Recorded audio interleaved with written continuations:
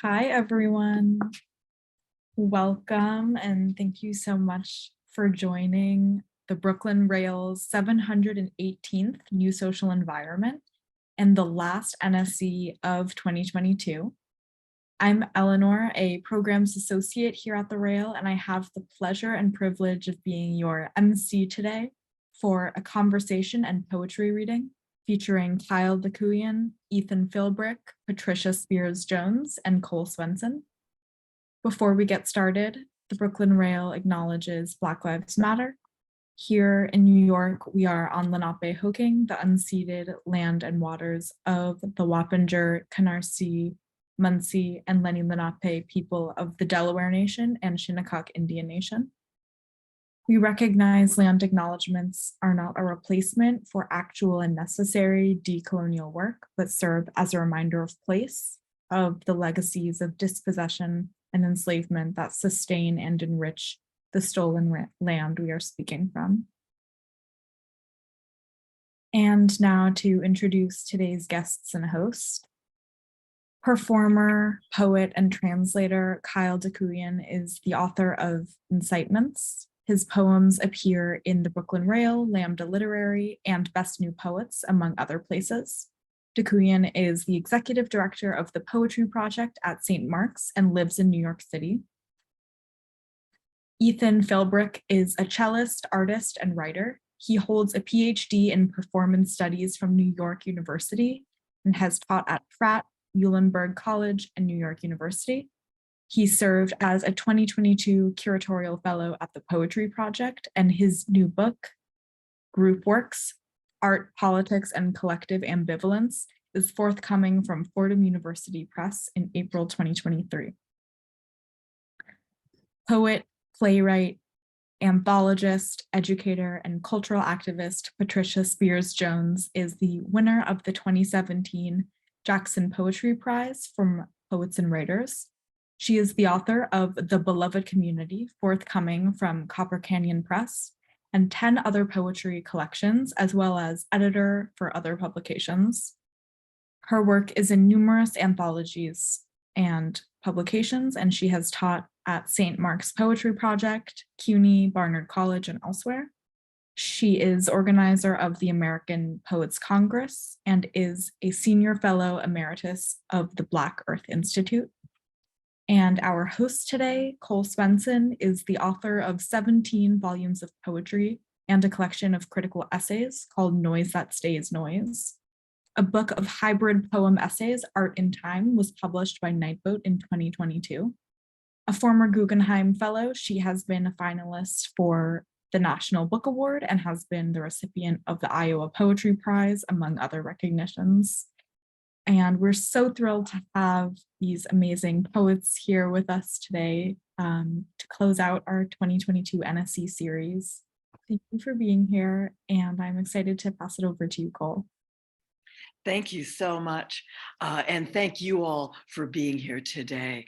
I'm speaking from the lands of the Coast Miwok peoples in North Central California, and we'll be having a great conversation and poetry reading today, starting with short readings by Ethan and Patricia. Then we'll have a conversation of 45 minutes or so, just covering some of the marvels of the Poetry Project. And then we'll open it up to you all for questions or comments or discussion points. And then we'll close with a reading by Kyle. So I'm just going to turn it over now to Ethan and welcome hearing your poetry. Thank you so much. Hi, everyone. Thanks for the invitation to be here, and thanks for co-presenters. I'm excited to be listening and with you all. I'm just going to read a few pages from the book that Eleanor mentioned. I'm here as a musician and writer, and sort of obliquely in relation to poetry as a field, and so so this is just a bit of prose, scholarly prose. So the book is called Group Works. Oh, it just went into the chat. Look at that. How lovely. they're on it here at the Brooklyn Rail. Yeah, so there's a link to it if you wanna pre-order it. I hear that helps. I'm new to the whole sort of book thing. So I'm just gonna read the first like 3 pages of the introduction, and then the last page, the book actually ends with a series of performance scores, instruction-based scores for potential performances. So let's see, I'm gonna set a timer too so I don't go too long and maybe just skip around if it ends up. Growing up, my mom had 2 sayings that have become something like the moral refrains of our relationship. First, judgment and posture. And second, good people do bad things in groups. The first, judgment and posture, was pretty straightforward, a reminder that she'd call out as I left the house, a supportive command for clarity and uprightness as I made my way through the world. I've come to think of it as one of my first lessons in the field I was eventually to do my graduate studies in, performance studies. My mom subtly taught me about techniques of the body and the performance of everyday life, while also helping me understand that judgment and decision-making were not abstract cognitive pursuits, but also bodily processes of posture and positioning. My mom's second phrase, good people do bad things in groups, is a statement and a sentiment with a long intellectual and political history. In Europe during the late 19th and early 20th centuries, the group circulated as a dangerously passionate and irrational crowd, a monstrous conglomeration that induced a loss of self-boundedness, a mad mass in which ethical codes and individuating capacities disappeared into a swirl of collective suggestibility. The French social psychologist Gustave Le Bon published The Crowd, a study of the popular mind, in 1895, describing the group as a troubling relational formation in which even the most educated individuals lose their critical faculties in the swirl of group suggestibility. In 1921, Sigmund Freud penned Group Psychology and the Analysis of the Ego, describing the group as an unsettling collective psychic situation in which, quote, a number of individuals who have put one and the same object in the place of their ego ideal, end quote. Both Le Bon and Freud were suspicious of the group, associating libidinally and effectively charged gatherings with the individual's loss of moral, ethical, and critical faculties. The mad, bad group became a figure through which to shore up an ideology of the individual as the appropriate unit for human rationality, agency, and goodness. As one might expect, the mad, bad group was also racialized, gendered, and classed. These cautionary discourses around the group were articulated in moments of class anxiety about the organizational capacity of the industrial proletariat, imperialist worry about the apparent engroupment of colonial subjects, and patriarchal concern about the inappropriate grouping capacities of feminine subjects. While my mom's utterance might have had a long history of racist, sexist, and classist anxiety, she stepped into this discursive inheritance not to voice an anxiety about an unruly uprising crowd, but in an attempt to counsel my 12-year-old proto-gay self as I navigated middle school when, unbeknownst to her, a group of boys was harassing me every day during and after school. I was having an acute experience of the violent masculinist group, getting pressed into corners and swallowed up in injurious huddles of thrashing bodies and lacerating words. And she would call out as I went to school, remember, good people do bad things in groups. She was worried that I might fall prey to group suggestibility and be bad towards someone else, unaware that I was in the midst of an injurious group formation myself. Under these conditions, I experienced her utterance as confusingly caring. It became a call for a prophylactic forgiveness of the boys amidst their violence, a displacement of person-directed rage for an abstract sense of their impersonal badness, an urge to imagine the potential good of the individual within a moment of collective badness. it also became a call to engage in something like structural analysis, to recognize the ways in which the middle school boys were participating in toxic structures of masculinity that were a common ideological inheritance that was injuring us all, a more abstract sense of the bad group, a system of domination that preceded us and we were all ensnared in. In many ways, I've come to think of this book about art, politics, and the group as one big circuitous and indirect attempt to move through and disentangle my mom's refrain. And so then it goes on, and I turn to a series of art projects that are turning to the group as a medium. And so then this is the way I end it. I just offer these little scores, and I'm just going to put them in the chat because maybe they'll be fun for people to engage in. Get a group of people together for a meeting, but never call it to order. Write down all the groups that are in your head at this moment. Assemble a group and then get as far away from each other as possible, but keep each other in mind. Say something to a group that disassembles a group. Write after the end of something. Improperly name the impropriety of a nation. Create a structureless structure, get inoperative together.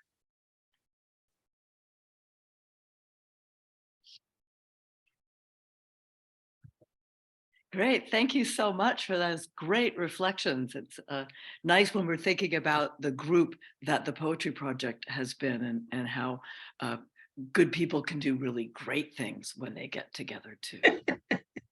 True that. And so, Patricia, let's hear from you. Thank you. Okay, I'm going to read two very different poems that are based in Halloween. One is called, and it's from A Lucent Fire, Self-Portrait as Shop Window. On the bus, thus the passing parade, All Hallows Eve, winds swing the hoop skirt beneath the milkmaid's dress of the little white girl, complete with Marie Antoinette mole on cheek. While into central Brooklyn, the costumes are homemade. The best a young blood in diaper, complete with pins. Oh, P-Funk or Red Hot Chili Peppers. Cheekbones apparent and a rivulet of veins. Rhymes with what? Planes, games, claims, trains. Bus stops and the texting children act as sentinels, letting us off or on as they please. I have often mistaken the mockingbird for an owl. It's a problem I cannot solve. There are other ones, more difficult. I listen again for the bird's call. It's mocking me. There seems to be cows in Rutgers poems and birds in mine. Nature is ever present, even unto this great city that grumbles and crumbles and yet allows the mockingbird's song and the hummingbird's wings to flash like a taste of the cosmos.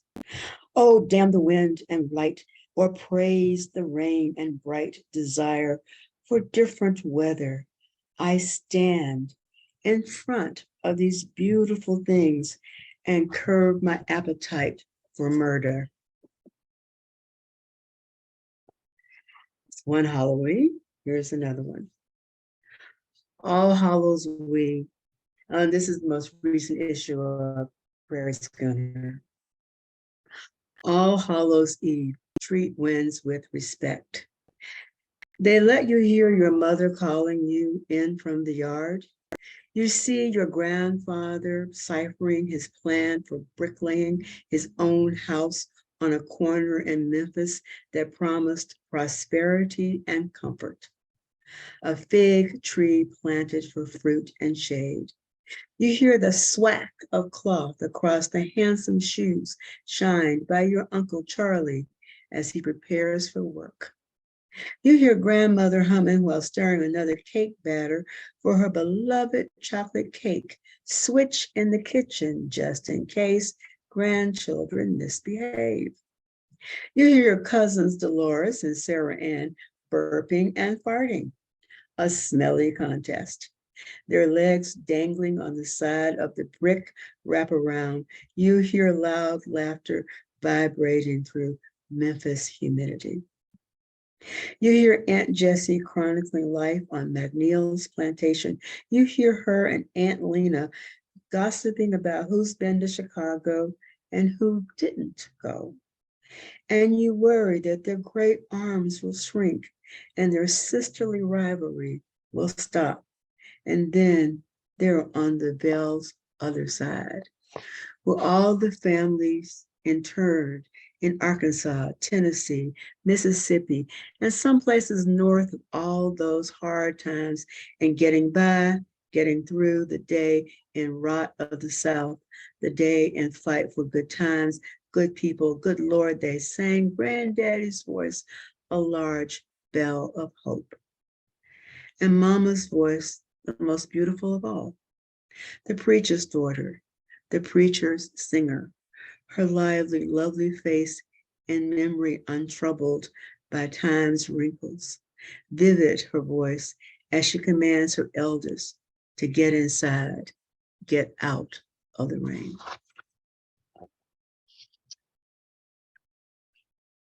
What a copious view of Halloween and multifaceted.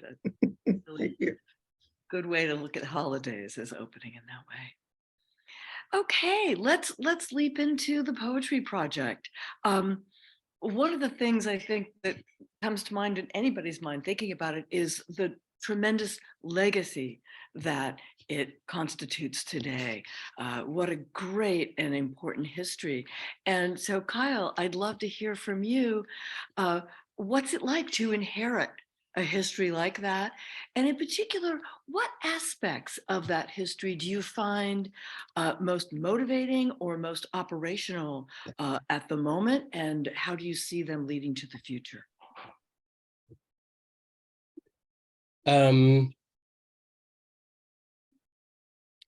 It's a great joy. It's a really huge, sprawling,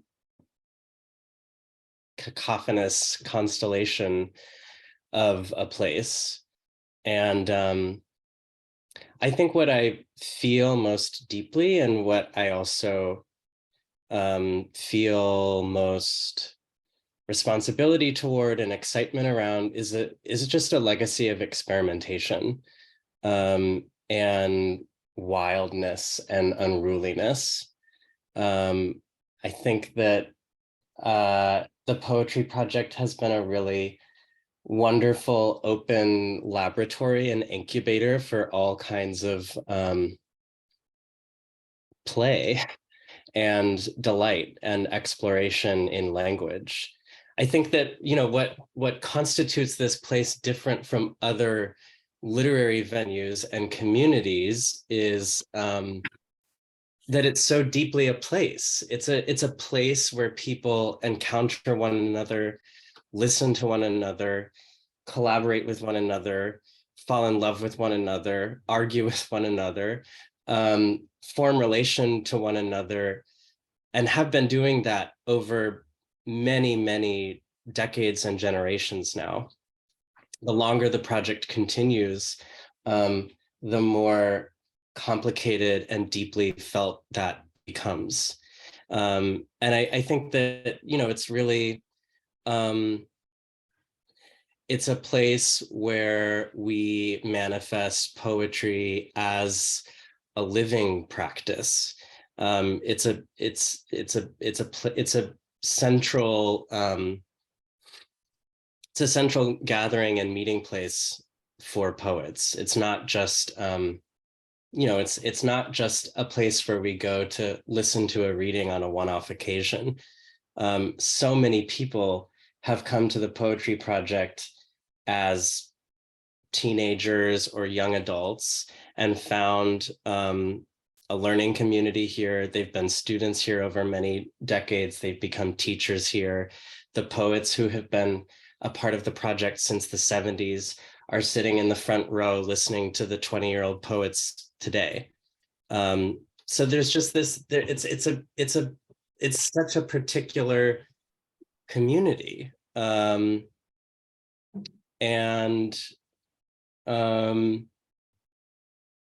to the question of legacy, I guess I feel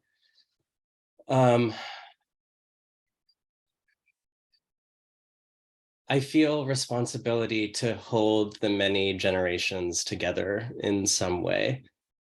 And for each of these different generations to sort of recognize that we're all a necessary part of this project. And that's hard work, but it's also good work and surprising work. Yes, a living arc. It's very much an arc. And it's a church. We're situated in a church. I think that is so important too. We're not a religiously affiliated organization, but I think a couple of things at least. One, being situated in a church, it's a very particularly worshipful listening space. You can't sort of escape the architectural circumstance that this is it's a devotional space, and it's a space that people come to. We're not just coming to listen, we're coming to listen within certain auspice of occasion, and loyalty, I think. The other thing is that we're poets who are situated in a place where we're not exactly supposed to be. And I think that's kind of that's sort of an originary aspect of like downtown culture in general. Before a lot of the different theaters and galleries and music venues and so on that have populated downtown New York culture now, in the 50s and 60s, you had poets who were giving readings along the cafes, along Second Avenue. You had a kind of like radical hippie rector at St. Mark's Church who was aware of that activity. He invited the poets to take up shop in the church. And we just sort of ensconced ourselves there. We've been there for like more than 50 years now. But I think we're like moles. Yeah, exactly. I think that that sort of like that sort of collective desire to improvise a home out of what's available to us, like I think that's really a part of downtown spirit. And you see that in organizations like PS 122, which is our neighbor over on 9th Street and First Avenue, that is like a performance space set up in a school. I love just like disassembling the original intention of the physical site and like reactivating it with something else. Yeah, that's beautifully put. And I like the poets being where they're not supposed to be. It's like, okay, we're infiltrating. And poetry is like what you're not exactly supposed to be doing with language. Yeah, we're so true. One thing I think is so fun with the three of you is that you each have a very different relationship to the Poetry Project. And Patricia, I'd love to hear from you about your involvement. And I know that you're particularly interested in the kind of community networking aspects of it. Well, there are two things. One is that I was thinking today about listening to what Kyle was just saying. I think there's two words I can think of that separate the 20th and the 21st century version of the project. And the 70s and 80s and 90s is about serendipity, that in some ways things just came together, happened, and continued. But it feels to me like a lot of what goes on now downtown is very intentional, that people are sort of know each other from their academic setups, or if they are involved in other kinds of communities and they kind of all sort of work together. And so some of the kinds of weird collaborations that sort of just took place in the 70s and 80s probably would not happen now. It would be something very different, and that's okay. It's just very different. I think, I mean, I've watched, there's been several different kinds of community. When I came to, I got into the project because of Ted Greenwell, whose birthday was a few days ago. And here's where serendipity comes in, because literally I was sitting at a cafe with him at the food cafe talking about, gee, I used to write poetry in college all of like a year ago. And, and he said, well, there are free workshops at St. Mark's. And said, where's that? Right. And so those kinds of things happen all the time. But now people sort of seek out, because the projects have been around for so long, they seek it out in a different kind of way. The other thing is that presentational, the issue for poets, and one, Kyle was talking a lot about the audience. Let's talk about the poets in front of the audience, because the thing is that you bring your A game when you read at the Poetry Project. If you do not bring your A game, you will be told you have not brought your A game. You will be allowed to hear the lack of enthusiasm in the audience, and it will not be pleasant. So, and I have been in a couple of readings like that, so I know. And so that's so people really, really, really want to be in front of that audience. It's like going to the Apollo. If you're a performer, a Black performer or something, you want to be in front of the people that really care deeply about poetry. You want to be in front of the people who really will be listening to every word you say. You want that to happen. And so, when I was as program coordinator back in the 80s, I mean, the people kept asking, can I read? Can I read? Can I read? Was insane. And this was before the internet and before all this other stuff. So that it already had a rep. And that that reputation is huge. And so it's not so much that we're dealing with legacy, because damn, the project is still very much alive, very dynamic, and it changes as the leadership does. Kyle has an incredible leadership style. Other people have had different ones.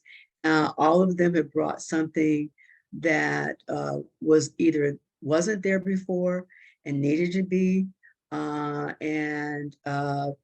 I first came to the project, the norm was like, white male getting up and being comic. They were all being New York school in big, quotation marks.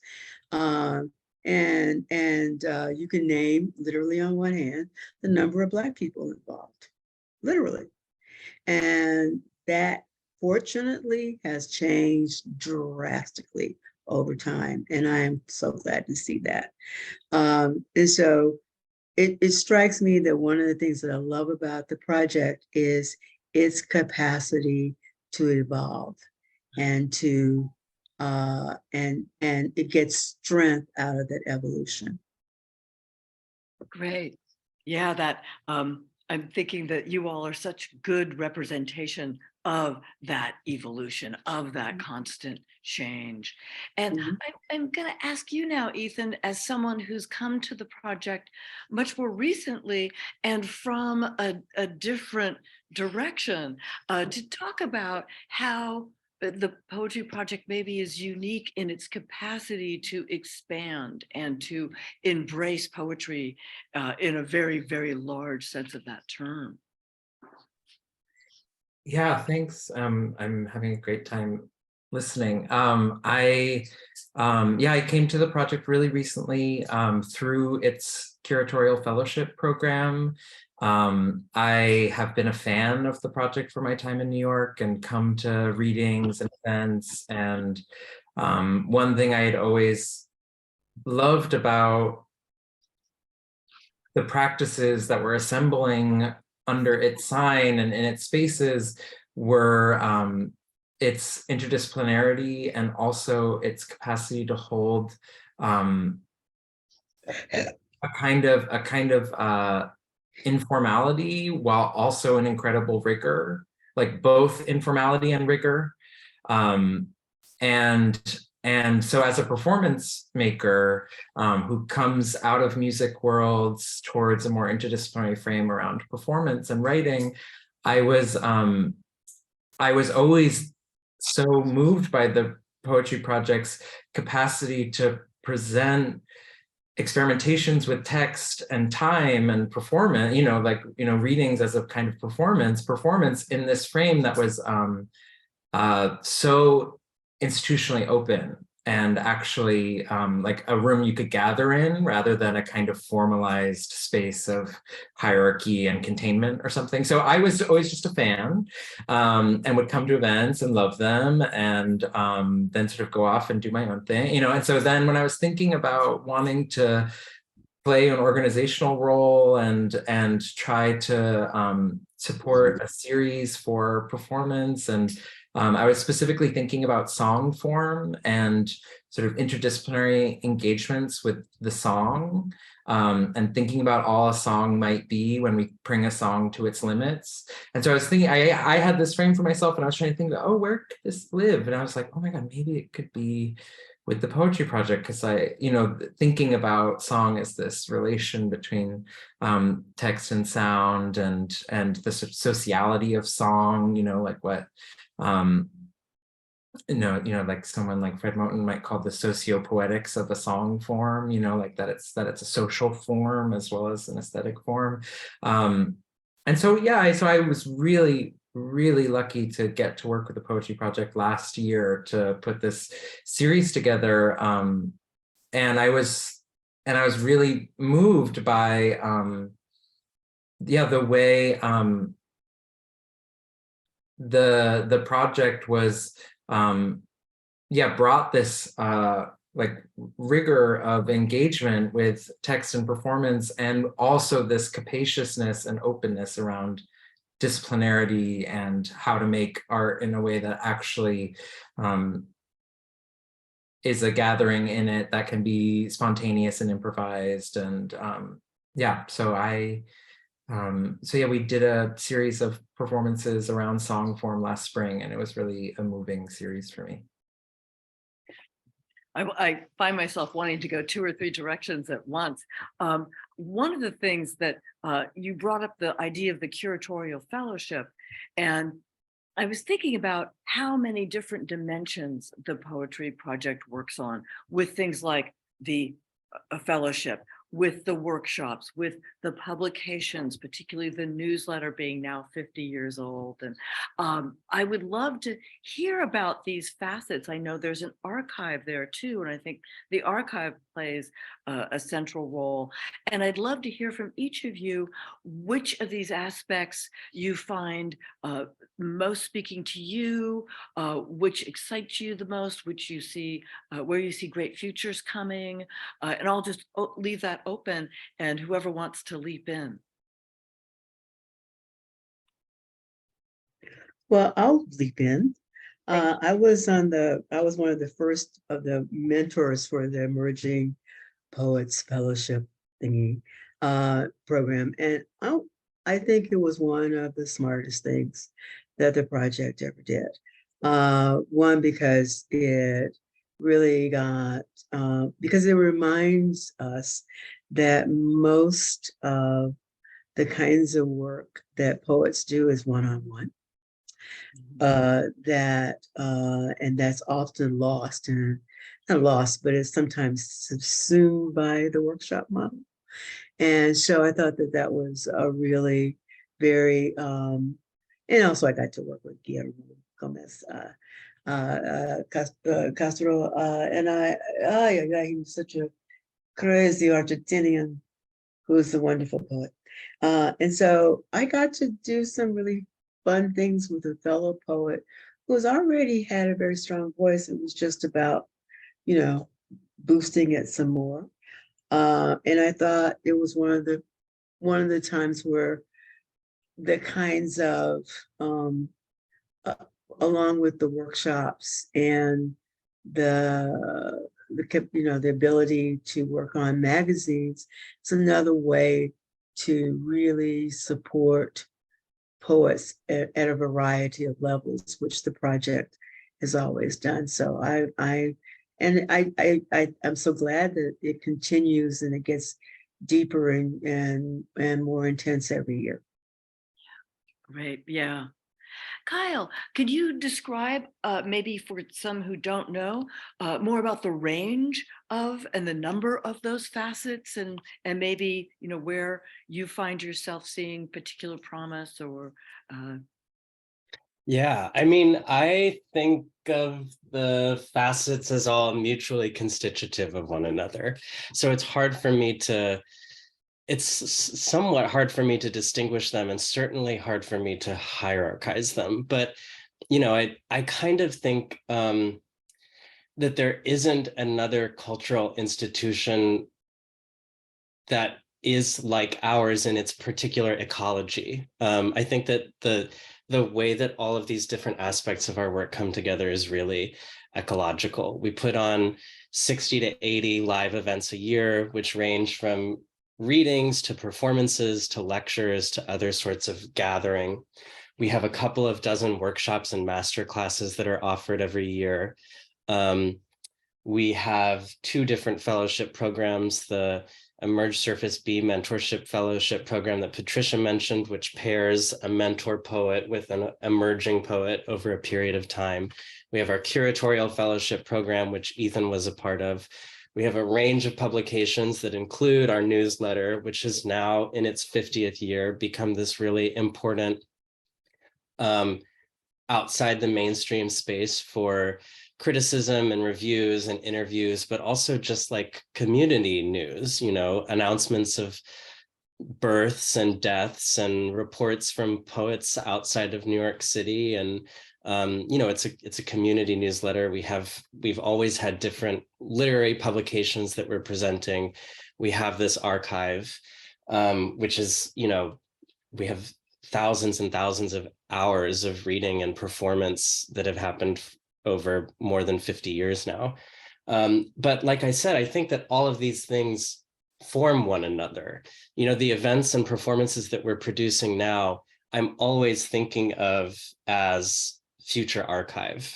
I'm like, anything that is happening and being recorded is transmitting somewhere eventually into the future.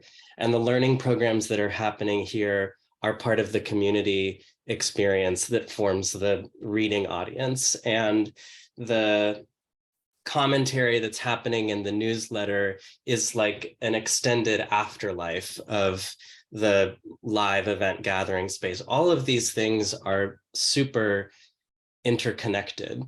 And I think intuitively so. And I think what's unique about the way that they happen at the project is it's so dispersed, like it's so lateral and rhizomatic. Rhizome is a word that Anne Waldman is often using. And I think that, like, you know, activity sort of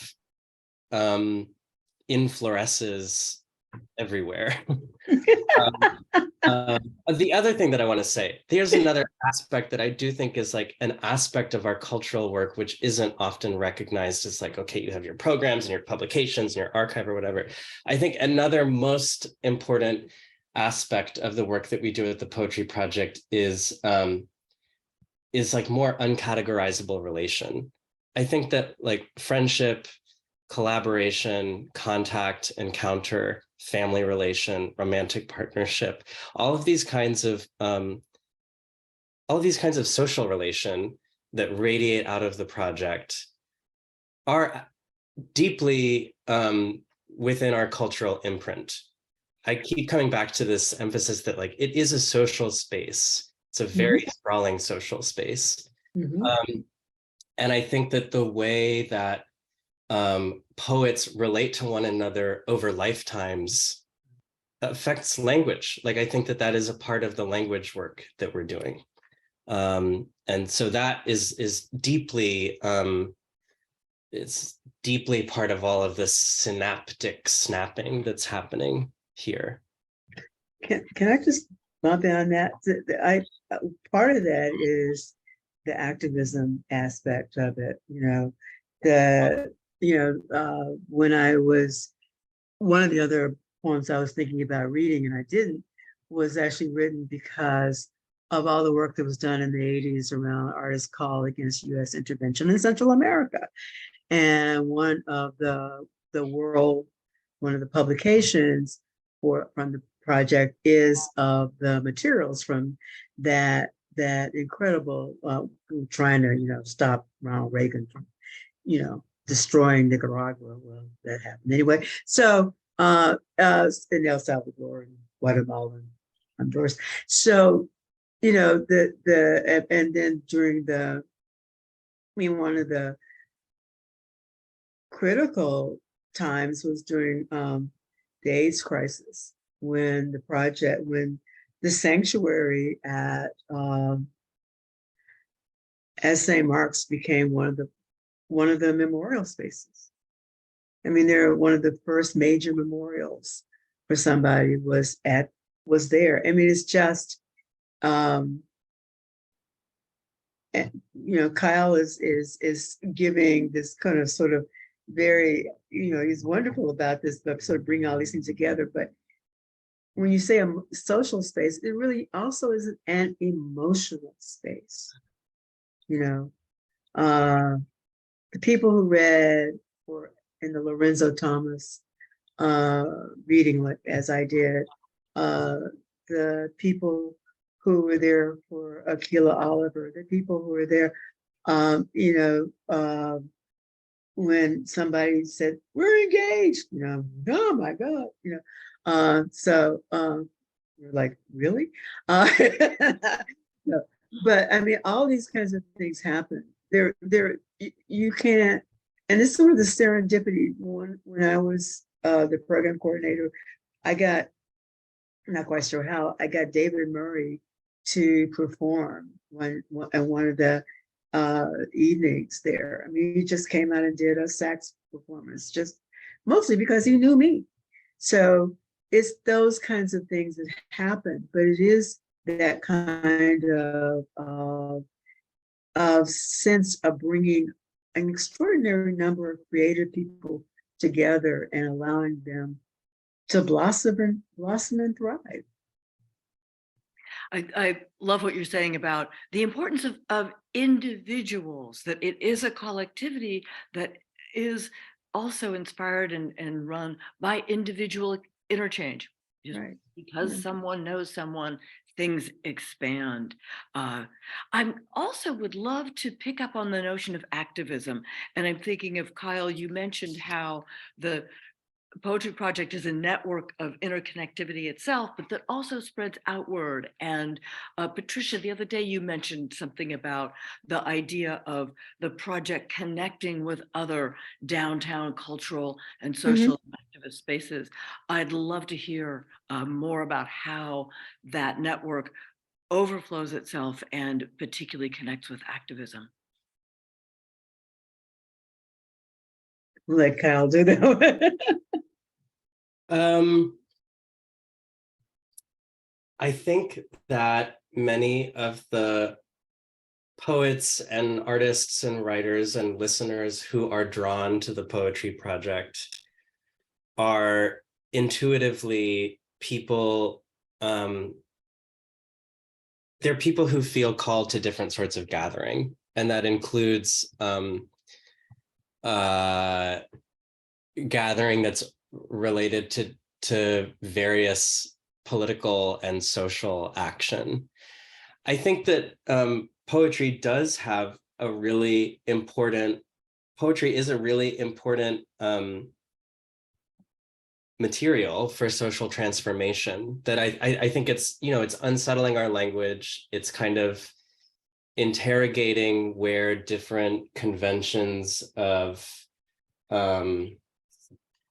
power are happening in our language. It's a site for new imagination. It's a place that challenges us to think of language as otherwise. All of that is so essential, and language has such a particular ordering force materially in the world that we live in. I mean, language is the substance of government and economy.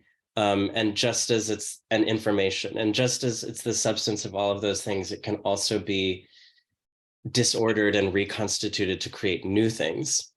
And I think that listening to poetry especially pushes us to rethink how we might live in relation to one another. At the same time, I also really feel the importance of understanding like where the limits are and like what is the work that needs to happen beyond language. There's other kinds of on the ground work that needs to happen. So I have to say that I'm like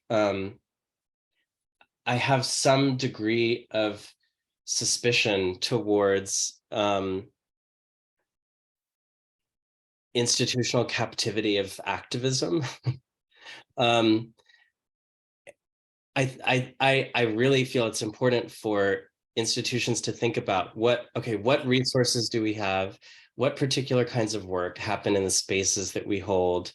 You know, what are the possibilities of the community, of the communities that pass through here? All of those are really important questions, and certainly questions that we ask all of the time at the Poetry Project, and that, you know, influence everything from like the programming decisions we make, to the ways that we compose the room, to the ways that we make our space available to other sorts of neighborhood collaborators, to the resources that we put together in our email announcements. Like those are all questions that we're considering. I also really feel the importance of like not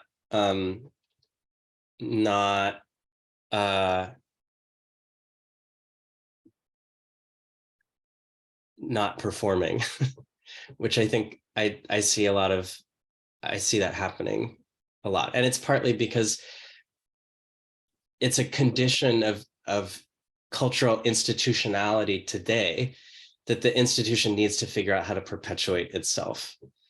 That's an economic condition. But I think what's interesting about the Poetry Project is like, it's on the one hand, it's founded originally with such a counter-institutional posture. And on the other hand, we've been around for 55 years. So anything that's been around for 55 years becomes an institution, has platform and resources and a sphere of influence that bears responsibility with it. So it's like, you know, there's no neat answer here, except to say that I think within our spirit of experimentation, there's also an ongoing spirit of self-criticality and reflection.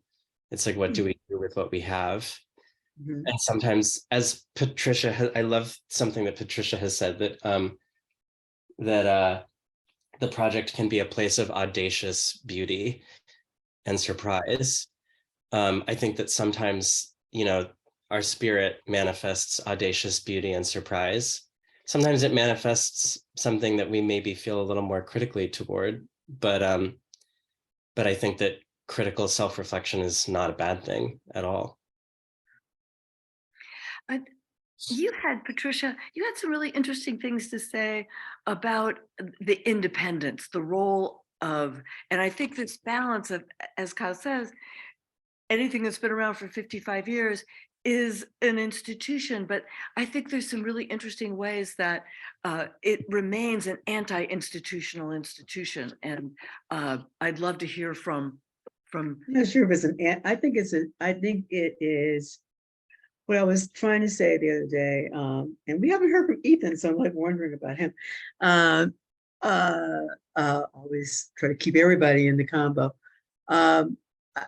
What strikes me that's really extremely important about the Poetry Project in a very general way, I guess, is that it is an independent literary organization. And there are very few of them in this country. Beyond Baroque, the Loft, Beyond Baroque in LA, the Loft in Minneapolis.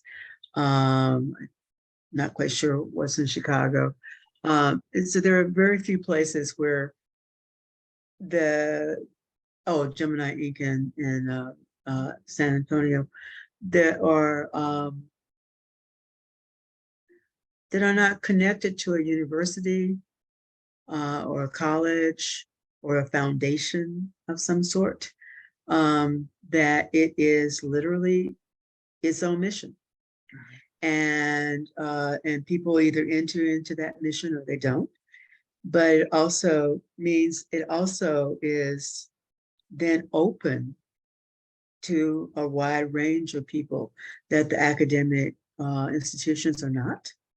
And that because of the incredible quality and range and diversity of the poets who educate there, who curate there, who bring extraordinary thinking and skills there, if you encounter that, you are encountering some of the most interesting minds of whatever generation you come to the project in. And so it is I'm not an anti-institutionalist in a way.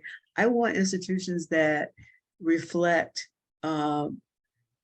really the places where people can be creative, can come together, don't have to have a whole lot of money to do it in, right?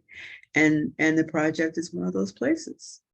And I think that's extremely important, that people, everybody from, me slightly to Bernadette Mayer to Lord knows, Maureen Owen, I still remember, and Louis Warsh, all these amazing teachers, right? And they were available for either free or for very limited amounts of money, and those kinds of teachers are still there. And there's a new, as James Brown would say, there's a new breed of them. But anyway, and so that you can't. If everything is about getting your credentials through the academic world in order to say I'm a poet or I'm a visual or whatever, it means that there's a narrowness that enters into the entire ecosystem. And the project and all these other independent literary organizations push against that. And it's incredibly important that the project stays alive and well to do that. And it changes over time. So there's 5 years from now, somebody else will be running the project, hopefully. And Kyle will be wandering the streets of Europe looking fabulous. Anyway, these are things I wish for my friends. Me too. Anyway, so there'll be a whole other crew, but it will not be a place where a certain kind of credentialization takes place. It'll be something different. And Ethan, would you like to leap in on this as well? Yeah, no, I love what Patricia's saying right now, and I love that vision of Kyle's future too. Absolutely. Can't wait to witness that as well. But no, one thing I was thinking earlier, Cole, when you sort of posed the question of which of these sort of, what Kyle was saying, there were sort of rhizomatic tendrils of the Poetry Project's offerings, or we sort of want to highlight or something. And the space that I was going to turn to there was the workshop space. And so I think this then aligns with what Patricia is bringing us towards too. Like I've been teaching in academic institutions for the past 4 or 5 years, and experiencing the kind of sort of, maybe also to borrow some more language from Patricia, some of the sort of narrowing and credentializing of, and just the sort of ways that these institutions perpetuate themselves and what counts for pedagogy and all these things that's happening inside them.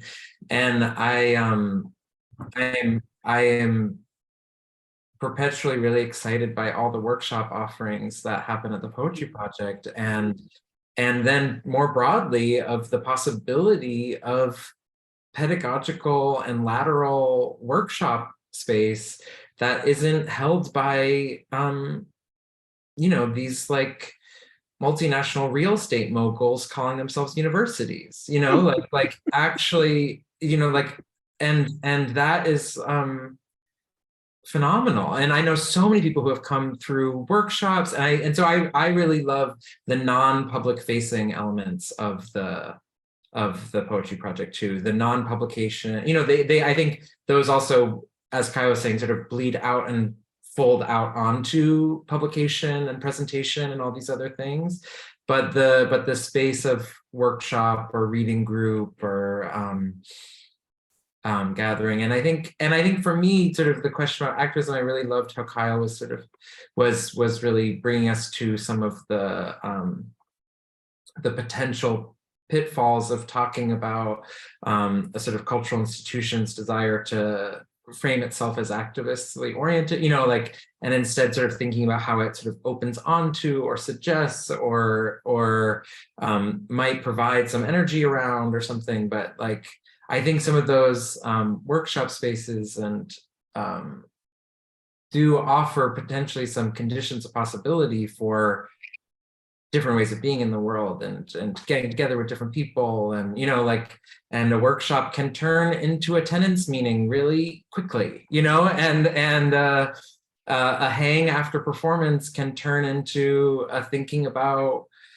what it means to be in solidarity with Palestinian liberation, so there's, but then that work then happens, elsewhere and beyond necessarily an institution's call for that work. So yeah, but those are my thoughts. And I'm loving that all of you tend to talk about that going outward. It's an organization that is rhizomatically and always going outward. And before we turn to the Q&A, is there anything that any one of you would like to add, either to what we've already talked about, or perhaps something that you wanted to touch on that we've missed?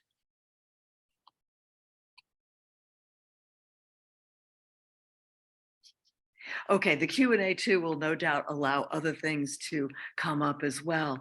So I'm going to turn it back over to Eleanor and let you MC us. Thank you so much, Cole.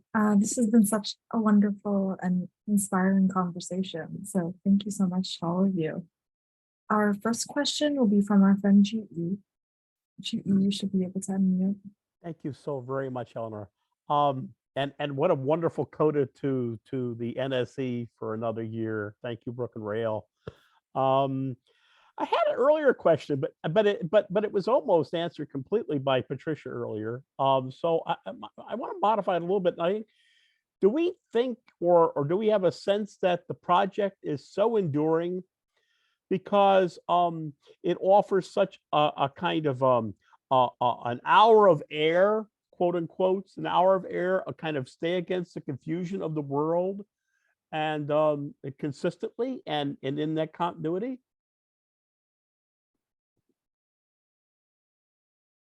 Well, I think that, I do think that a part of the project enduring, and as Patricia also said, evolving, is that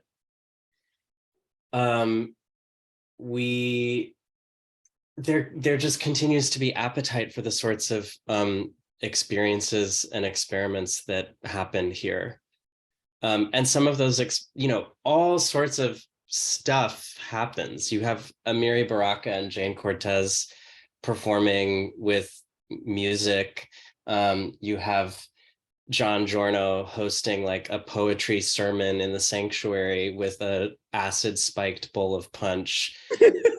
Like so much has happened here, but you also just have great readings and great workshops. And like some of it is purely elemental, and all of it is composed of passionate, dynamic individuals. I think that, you know, there just continues to be that level of magnetism, and our hunger for that isn't going away anytime soon.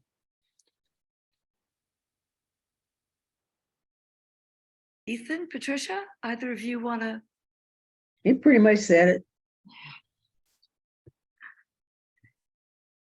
I agree. Thank you so very much, everyone. And thank you for perpetuating it. Yeah, thank you, GE. That was a great question. Our next question will be from Carolyn.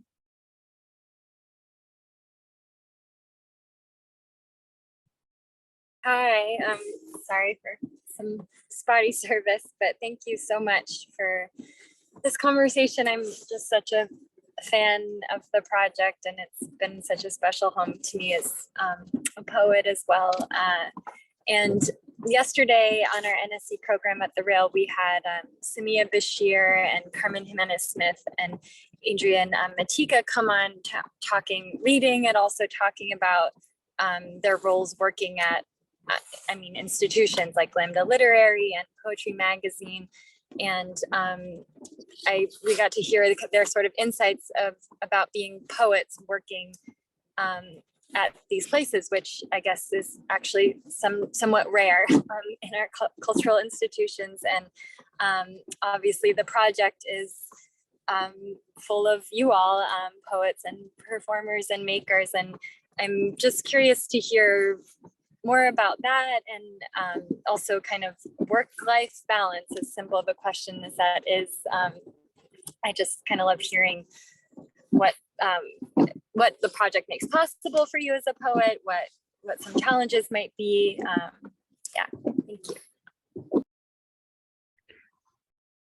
Well, for me, the working at the project was complicated. I was like the first African-American to have a curatorial position at the project back in 1984, and working with Eileen Miles, and sometimes we got along and sometimes we didn't. There was no money. And so work-life balance, there was none.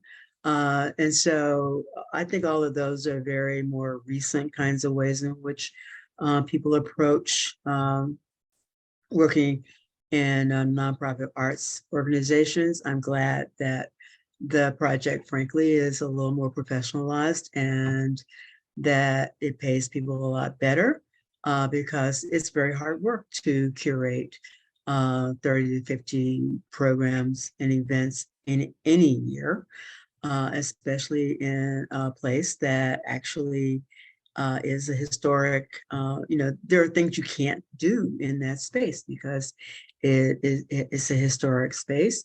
And there are things that, every once in a while, they really did kick out a famous downtown musician because he played too loud. Anyway, it was hilarious. So I think that poets are incredible administrators, and nobody wants to talk about that because poets work in lots of different places and in lots of different ways, and because we work with language, and so we have to organize things. There has to be measure, and so the idea that somehow poets are flaky and blah blah blah, all that's all BS. It's kind of like almost like the worst kind of stereotype you can come up with. And so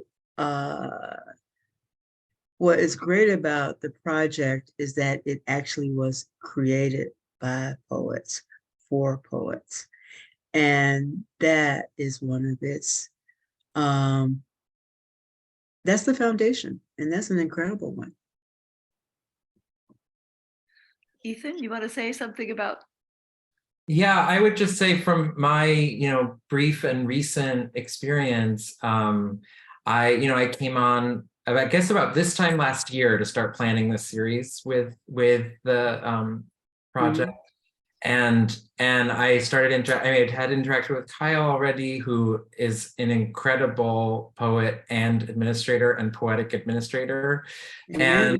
And then I got to start interacting with Laura Henriksen and Roberto Montes, who were phenomenal poet administrators as well. And every meeting I ever had with them was incredibly diligent about actually, you know, like what are the material conditions in order to create these programmings that would be the absolute best, but also incredibly imaginative and experimental and trying to think about the logistical decisions around an event, you know, like, and so there is a kind of active and what also sounds like a long-standing lineage of poetic producing too, you know, like that the actual professorial logistical act of it is in itself a space for also creative experimentation. And so I think, yeah, the current configuration of STAT, I'm really blown away by all of them as poets and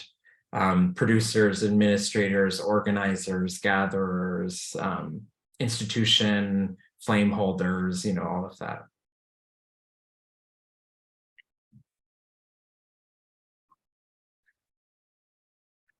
Do we have another question? Yes. Our next question is going to be from Nancy, and I will read it on Nancy's behalf. Nancy wrote, mention of Akilah Oliver reminded me of the influence the Poetry Project has on the California poetry community. I was advised as an undergraduate and graduate student there and volunteering at Beyond Baroque to keep up with the Poetry Project events. How do you see relations with California? Ongoing and important. Yeah, I think that the Poetry Project is like one node in the cosmos, and there's always been a really active transmission that's happening between, for example, the Poetry Project and the Beyond Baroque community, but also definitely the Poetry Project in different Bay Area communities of poets, Woodland Pattern Book Center in Milwaukee. Right, yeah. And all kinds of, you know, the Poetry Project has also always had a very kind of internationalist cast of leaders and collaborators. So while I think that, you know, the spirit of what happens here is really local, I also think that we know who our cousins and analogs are. And also very plainly, like, travel happens. Dennis Cooper curated stuff at Beyond Baroque for many years, came over and curated at the Poetry Project. There's always been a lot of exchange, as I said, that happened between poets who are moving between New York City and Bolinas. Even like there's like several generations of Boston poets who include John Wieners and Stephen Jonas and others, and all of these, you know, it's like we all kind of, there's a cartography. There's a cartography of this sort of like language work that's happening at the edge. And I think that all of us are really contextualized by our particular regional experience. You know, New York City is a very particular place. It's been many particular places over many, many years. So have all of these different places that I mentioned. Yeah, so I think that there's a lot of transmission between the project and California. And so for Ethan and Patricia, any connection to California or to another specific place on the globe that you feel a particular electricity with? I am sort of total New Yorker at this point. So, but one of the things that was great when I was at the project was because of those kinds of relationships. I got to read at the Detroit Institute of the Arts because George Tisch brought me there. those kinds of things happen. And, and I just, somebody, when I was interviewing Peter Cavino a week ago, so, who runs Barrow Street, and he was saying, support your indie, small press people. Well, support your independent literary organizations. I mean, I know Kyle was talking about, yes, the project will probably be around another 10, whatever, 20 years, we hope. But it only will be if people actually are members and really support it, with actual dollars, because nothing is free. And unfortunately, I mean, like when I was there, things were free, but, not anymore. And so we have to always be mindful that the things we really care about, the ideas we care about, need those kinds of actual fiscal support, as well as your emotional and psychological and cultural support, um, and and and I think all of these places beyond Baroque, I mean, as I was saying the other day, beyond Baroque, which has been around for over 50 years, like the project, Amanda Gorman came out of Beyond Baroque because of their youth workshops, youth poetry workshops. I mean, that's what happens in independent literary organizations. That doesn't happen at the University of California at Riverside, So it can only happen in those kinds of places, in the same way that the Albasi workshop, which no longer there, was an African-American workshop that produced everybody from it, like Angela Jackson and all these other incredible Black Chicago poets. I mean, all of them are outside of those spaces that we think of as, quote, institutional. Yeah, well put. Yeah, absolutely. I would just say quickly, again, in my sort of circumscribed sphere of experience, in this series that I helped put together last spring, there was actually, I'm thinking about it now, a sort of strangely pronounced relationship to California. Not necessarily intentional, although I was trying to think about, people who are working in New York, but also, working in New York as a way of passing through New York, a way as sort of temporary residents in New York. And so, one of the multiple performers in the series, thinking of Amelia Bonde, a poet performer from Chile, but based in LA now, but I knew was in New York for the spring, so she performed.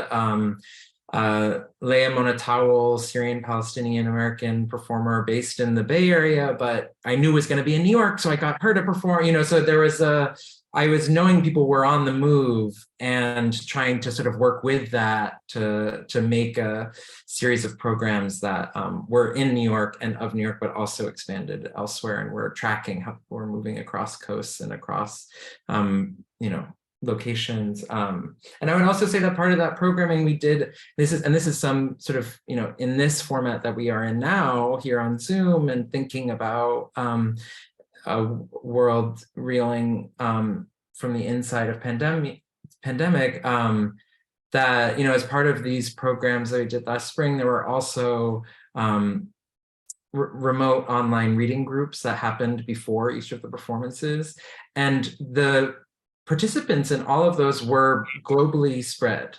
There were always people not on this continent, usually around 4 or 5 different time zones represented in any reading group, and so there's a way that I think, the turn to remote programming has sort of shifted how we think about space and locality, and where things are actually located and where they might not be located, but also located. And so that's in my experience last spring, I was thinking a lot about all these things. Great. Question. Yeah, thank you so much for bringing that up, Nancy. Our last question will be from our very own Fong. Fong can go ahead. You're ready.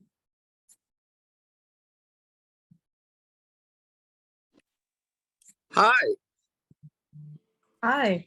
Hi, thank you so much. Thank you so much for being here. I'm sorry I didn't hear the whole thing, but I'm so eager to just basically make a comment, really adding to what we do, what you guys have been doing. Poetry Project is the greatest ever. Just because, as you know, poetry is the most subversive arsenal growing up in Vietnam from the very beginning, because the Vietnamese have a tiny country, so people invaded back and forth. Vietnam feel even worse than Poland between Germany and Russia, you know. But it was always the poetry that saved our people.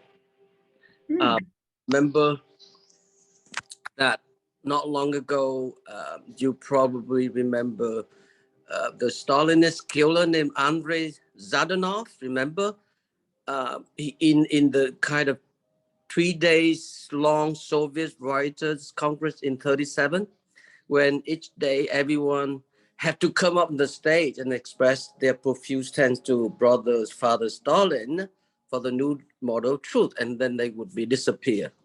They would get killed. And on the last day, when Pasternak was there, it would be his turn, but he was so famous, just like Akhmatova, so they would not kill him. They would arrest him. But he was asked to say something so they can live by, all his friends.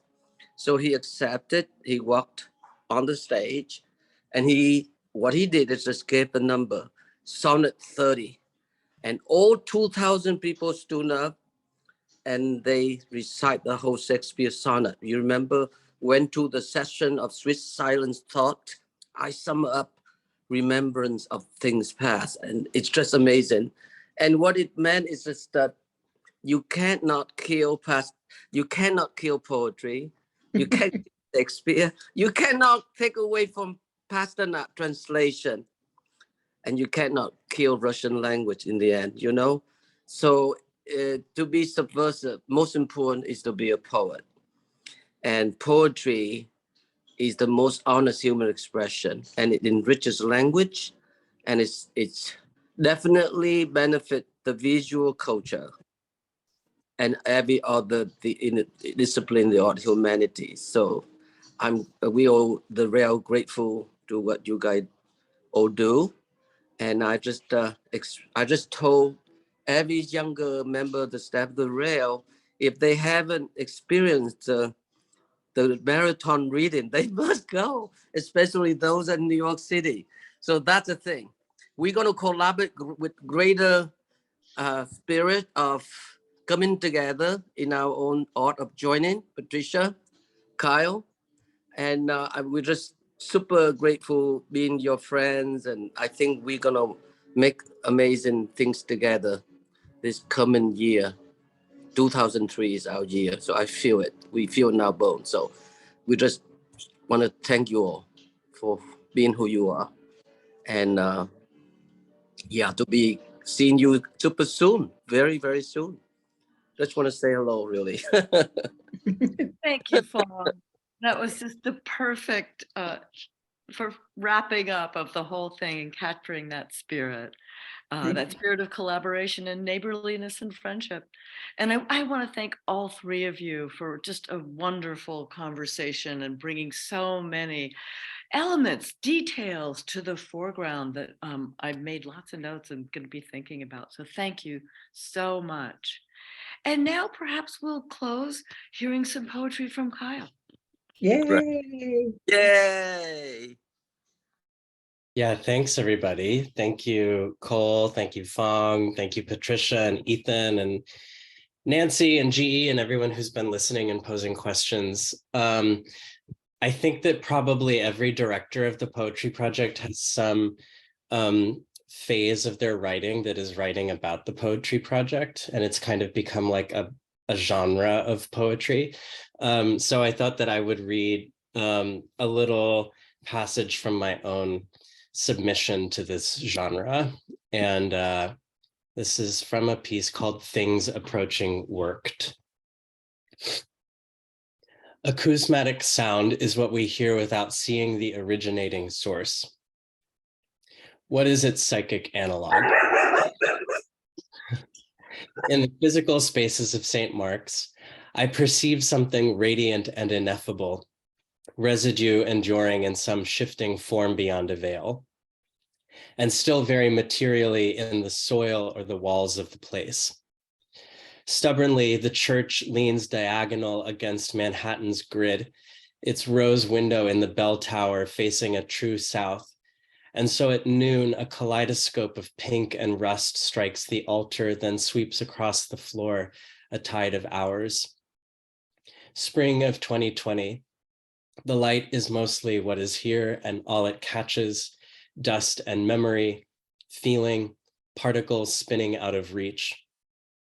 Someone is tuning a piano for something indefinitely postponed. I am listening with faith. We will need all of these octaves of pitch to persevere, even without listeners for this moment, however long the moment is. I am working alone in a corner office of this church, and behind me is a ladder leading to filing cabinets in a crawl space, an unruly archive of newsletters, journals, flyers from our various ancestors in poetry and performance. Thousands of people have shared their work here for more than 55 years. Many thousands more have listened, and the weight of spirit, the weight of listening continue with a substance that exceeds the verbal. Everything we are in is an afterlife of words. I miss our co-conspirators, the dancers. The Poetry Project came to St. Mark's in 1966, and in 1974, some of those poets with their friends set up a sister arts project, Dance Space. Poetry and dance feel to me such intuitive allies, and so much that has constellated out from this site owes to their duet. Before the pandemic, if I was feeling fatigued from speech and correspondence with poets, I would watch the dancers rehearsing in the sanctuary. I have this vision of a useless structure we are nonetheless together bearing. And in this vision, both poetry and dance have no function because they reject the structure in which function is a matter of aspiration. The vision is of poetry and dance as articulations of pure instinctual care or pleasure. Poetry and dance as divestment. In this vision, we are called to the immediate and important pleasure of radicalizing all aspects of human presence on this planet, politically, economically, our health measures and institutions, labor practices, our governments, our justice systems, our practices of consumption, which are always and inevitably ecological. I don't believe, or I don't know how to do this from every place and sphere at once, even as the at-onceness feels urgently necessary. But I believe culture is a place where this work can begin, or can begin with more conviction to truly change. When I watch dance, when I listen to poetry, I'm remembering how beautifully the body is an architect of catastrophe, fallible embarrassment, teacher, rude jubilant, congregant of accidents. Everything I am, say, imagine, manifest begins from the temporary and limited vessel of the body in space. In a dream, I am assembling a theory of poetry as dance, dance as poetry, the feeling of intelligence somewhere in my dream body, though upon waking the elements evaporate. Just an approximation, or not even a remnant. Dance is time, reading is time, chaos of time and mystery. I admire what ends and lingers, admire, revere. Another dream, I'm reading all of my notebooks, walking as I read them and ignoring the changing landscape I walk through, which results into me walking into a lake, the water suddenly at my waist and dissolving all of the language of my small and unremarkable life. Words are hardly a fraction of the water, and there is so much water besides this particular lake. The choreographer Deborah Hay is floating in the lake and tells me to let everything go. Then she gets out of the water, the sun is setting, I can see the vessels are constricting in her face. She's trembling. A child comes and tells me her whole life had been a rehearsal for this moment, for her dying. No, all her life had been a practice for this dying. A practice is different from a rehearsal. Practice is performance of action to the extent its devotion obliterates performance. Living becomes practice, becomes living. Our respective practices are variegated and differently adhere to the volume or void of acquisition and association, a kind of acquisition we choose to dress our living in. Death becomes a moment and an aftermath where living life forms some kind of corpus or portfolio. We see newly at this point what was impossible before. I had not expected so much of my work at the Poetry Project would be so particularly concerned with rituals of death and dying. Was the year before the pandemic a practice or rehearsal for the period of the pandemic? For me personally, it flickers. I worked on memorial remembrance events for the following people: Bill Berkson, Bill Corbett, Sean Killian, Bobby Louise Hawkins, Jonas Mekas, Carolee Schneeman, Steve Cannon, Kevin Killian, John Giorno. No dying is alike. No families or communities that surround dying are alike. The assembly of a memorial is a practice and a ritual we compose newly with every passing. Sometimes I feel very close to the family. Sometimes a distance is desired. Sometimes someone else does the envisioning and the logistics, and my work is more custodial. Sometimes I really fail, which is something I try to love too. When I feel embarrassed about a failure, I remember how vast the cargo of the ego is to release. Living, as I try to practice it, is a sequence of continuous divestments, which only the dead at the point of dying are capable of perfecting. I believe a liberation follows the clinging of living, even as I kneel before the opacity of that liberation and the possible entirety of its emptiness. There is nothing in the Poetry Project's mission which requires we hold memorials, and yet I take this part of our work seriously, possibly centrally. Partly it is that we are situated in a church, but I think also it has to do with a more fluid and shifting commitment of our work. We are dreaming, describing, and actualizing ways of gathering around and through poetry, which counter the different hierarchies circumscribed on us. Dying is our most ancient site of gathering. Poetry brings language to the unfathomable without any ambition to fathom. Death has no container, shape, or speech. Poetry calls together words from the spheres of the living and the dead and permits their distance, and permits freedom from the obligation to mean, to understand, to have utility. Things can be meaningless, and death proves this most ultimately. There is no lesson. But when we make ourselves available to the dead, they are inclined, I think, to show us kindness. Of course, the dead wish to speak to us, or not even speak, but wish to make known their presence.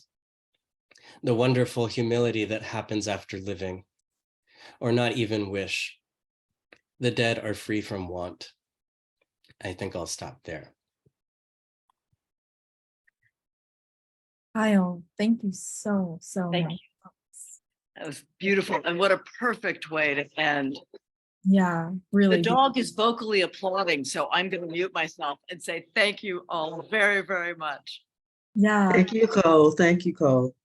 Yes, thank you, Kyle. That was amazing. Thank you, Patricia and Ethan, for your wonderful readings as well.